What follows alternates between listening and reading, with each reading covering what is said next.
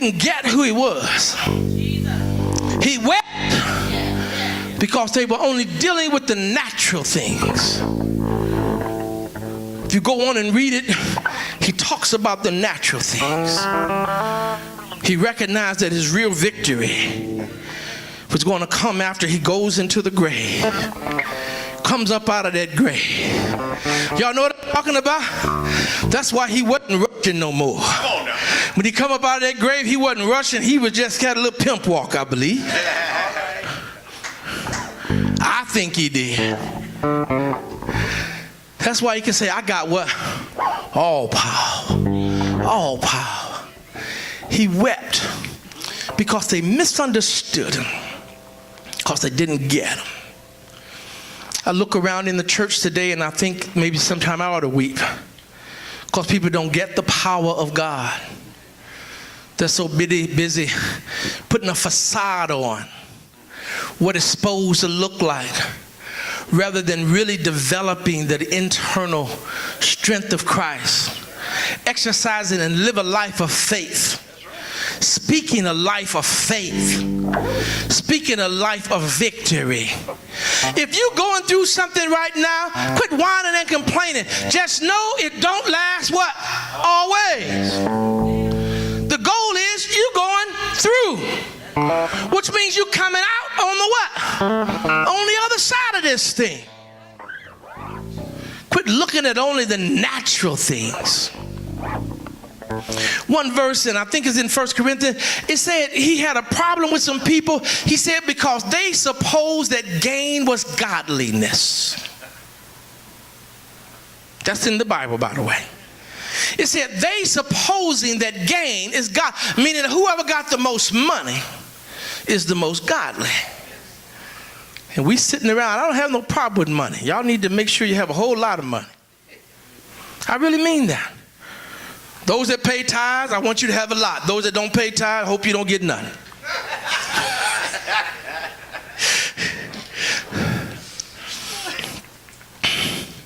Well, actually, it ain't got to be how I hope. God said that, by the way. You know, he'll bless you, right? As you sow is how you what? You sow, you're going to reap. Sow sparingly, you're going to what? Reap sparingly. Reap sparingly. Cast your bread upon the water and what? Not many days did what? Y'all don't know that one, do you? Come back to you. What's going on here? We're like these people that came to Jerusalem. They came being religious. And by the way, religion is just being dutiful. Dutiful. Y'all know that? It doesn't make... Just because you're dutiful, you go to church, you know, you sing choir, you do something in church. This thing has got to be a what? Heart thing. You got to learn how to believe God and then act on that belief. Quit acting like you threw something down but didn't throw it down. Y'all got all these yo-yo problems. You know what I mean? You know how you do a yo-yo, don't you? You throw it down, it comes what? Right back up to you. You got issues that happened to you in a life. Somebody treated you bad. Something that happened to you and you yo-yo it. Keep giving it back. Let that stuff go. You're being religious, but you're not being you're not seeing Jesus for who he is. He said, my kingdom is not just hands and natural. Spiritual kingdom. It's the internal thing. It's the operation of faith. It's the ability to do right when nobody's looking. It's the ability to be holy consistently. Jesus, why did you weep the second time? I know you wept because of Lazarus and Mary and Martha. Second time, he looked over a whole generation of people. He said, you all are here, and you're remembering the Passover, but I'm still weeping. I'm weeping because you're not putting me first in your life. That's what he was really talking about, being faithful to him. And by the way, it was disciples. Disciples mean followers. So these were followers of Jesus. But they wasn't operating in what Jesus wanted them to operate in. So many times I can throw a rock across the street and hit somebody. You ask them, are they a Christian? They're going to say, yeah, I believe in God. How many believing in God is not enough? Do y'all recognize that? But believing in God is the start. That's not the end. You got to learn how to develop your faith. Develop how you communicate with one another. Develop a faith talk. I didn't say an ignorant talk, did I? I know some people want to say, anything.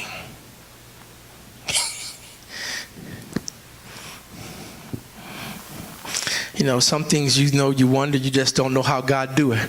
Anytime you ain't never had no money and Lord, I need to still get to work, and the light come on, and you laugh and listen, I've been there before.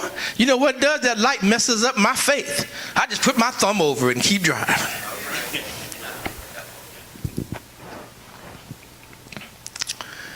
We have to learn how to be men and women of faith, the men and women that believe God. And let God be king of our life, not just of our external life, but of our internal life, of your character, of your nature, of your heart. Don't tell me you're loving and you still gossiping about folk. Don't tell me you're kind and bees won't even bite you, you so bitter. Face always tore up.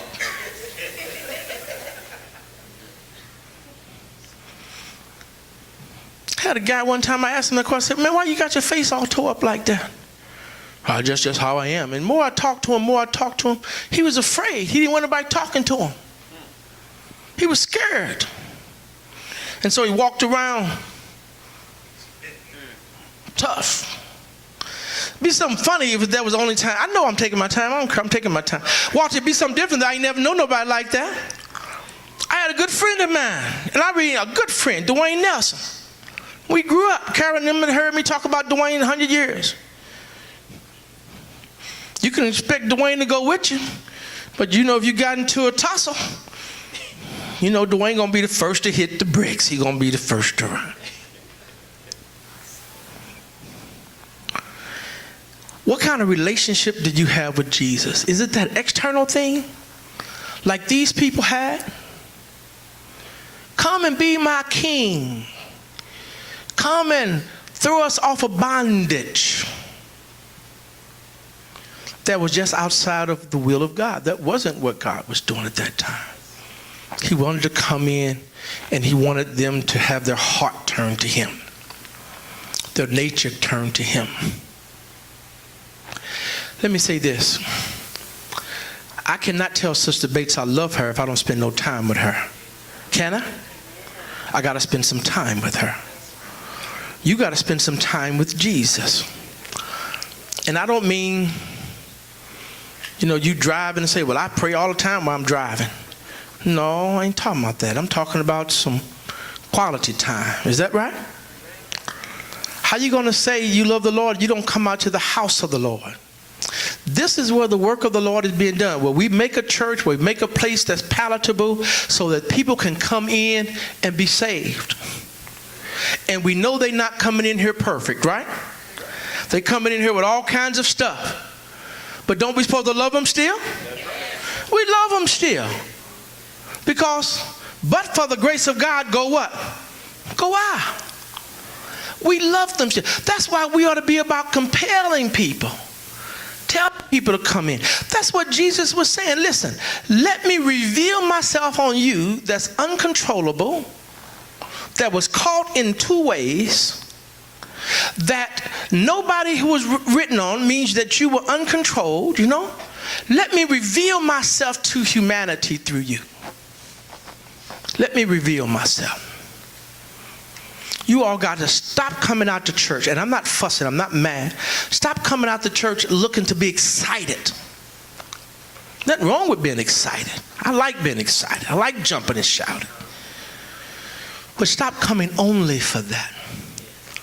Sometimes, you get into the thing, you got to take that breath again. Is that right? Take that breath just so you can go back out here and do it again.